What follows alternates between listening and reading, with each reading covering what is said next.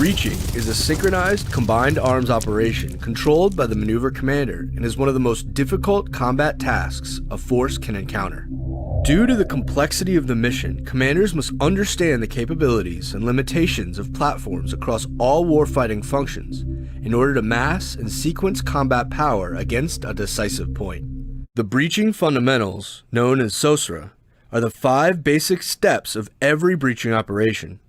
These steps degrade the enemy's ability to apply combat power against the breach force and ultimately prevent the enemy's ability to influence the assault force. Commanders establish triggers and reporting requirements to correspond with each step to synchronize the operation, setting conditions prior to committing additional combat power. Commanders should establish tangible standards of suppression, such as the destruction of a number of high payoff targets, as a trigger to fire smoke targets.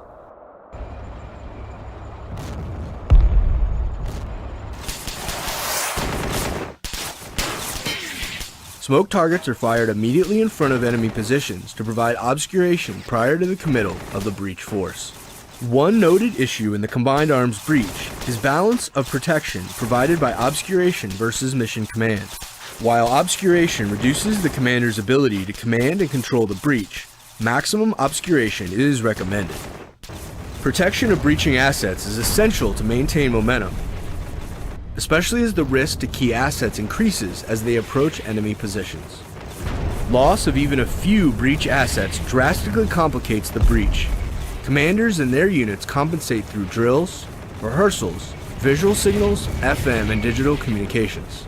Additionally, while this operation is depicted during daylight hours, limited visibility caused by weather and night further increase concealment for the breach force while complicating command and control. Phase 3 begins when the breach force is within 200 meters of the obstacle. The support force, augmented by indirect fires and fires from close combat attack aviation, provide continued, focused suppression against the enemy position. This is essential to prevent the enemy from massing additional combat power on the breach force once it is identified. The breach team will make 2 breaches, one per tank platoon, with the mech infantry platoon providing local security.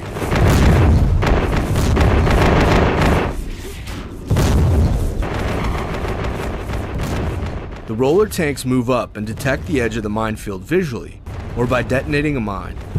The tank fires smoke grenades and backs up 50 meters.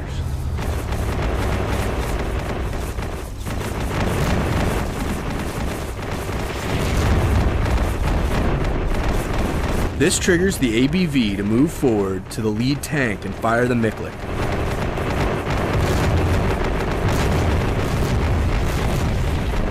The Miklik detonation explosively breaches a lane 17 meters wide and 120 meters long. Note that the Miklik will not detonate many modern mines, necessitating a mechanical breach.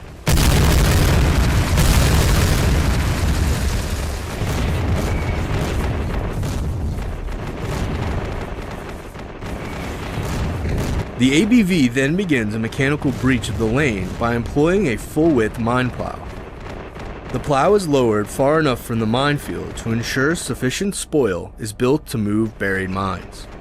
The depth of the blade setting is determined based on the METTC analysis of the obstacle.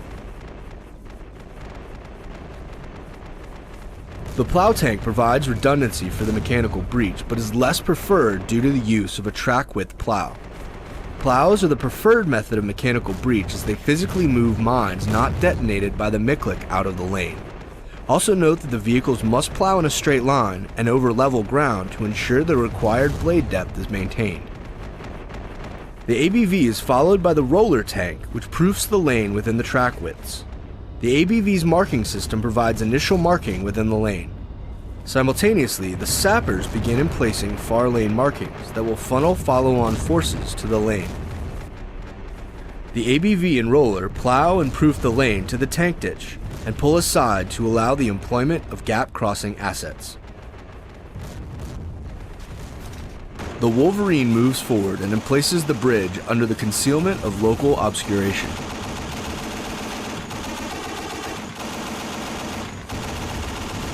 The breach force remains very vulnerable while stationary during the emplacement of the bridge, and continues local suppression from the tanks as they move across the lane.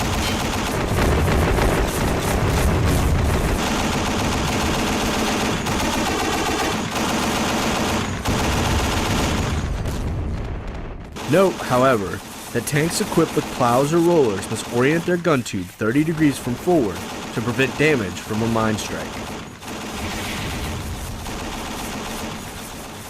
After the gap crossing, the roller tank, if still operational, continues forward to identify the leading edge of the next minefield, either visually or by detonating the mine.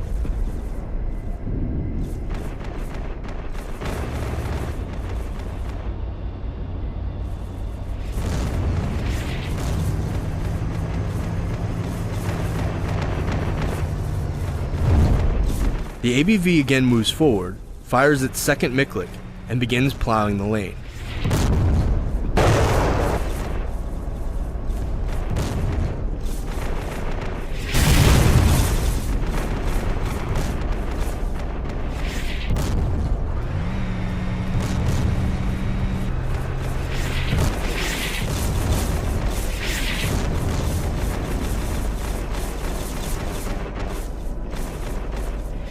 The roller tank, followed by his wingman, follows behind the ABV and proofs the lane.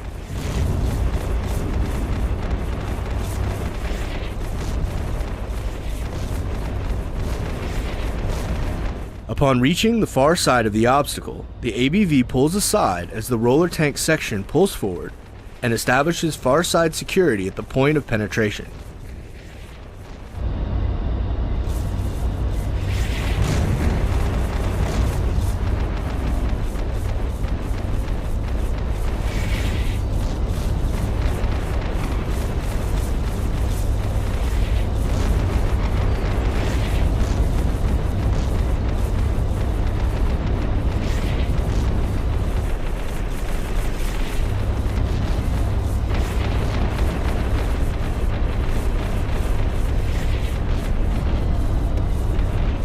This section is immediately joined by the platoon's other section, followed by the mechanized platoon.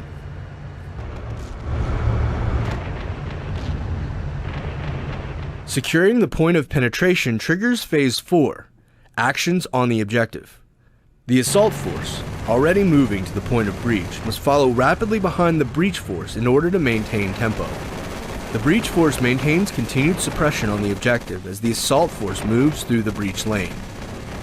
As the assault force exits the lane, the breach force shifts and ultimately ceases fire as the assault force reaches graphic control measures based on the surface danger zones of the breach force.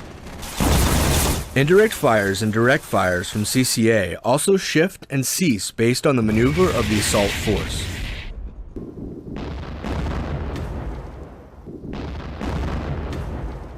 Once the breach force ceases fire, it bounds 500 meters beyond the objective to isolate it from enemy reinforcements and defeat counterattacks, and allow wider sectors of fire for the assault force.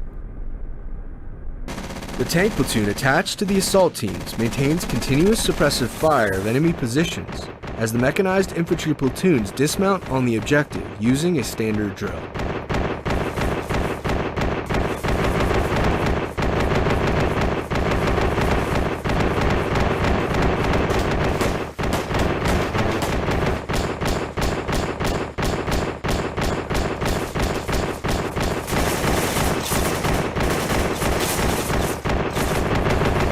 Bradley fighting vehicles maintain continuous suppression as the infantry bounds to the trench using individual movement techniques, employs hand grenades, enters, and clears the trench.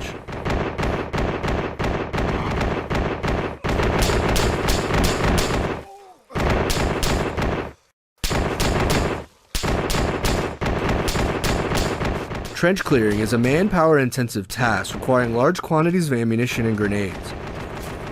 Bayonets should be fixed as hand-to-hand combat is likely.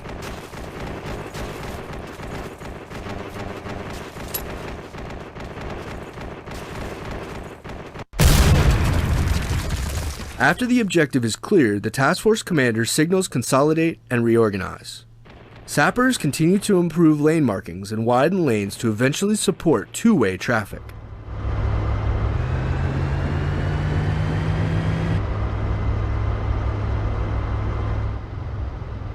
The task force establishes hasty defensive positions to defeat counterattacks, and establishes passage and link-up points to pass follow-on forces.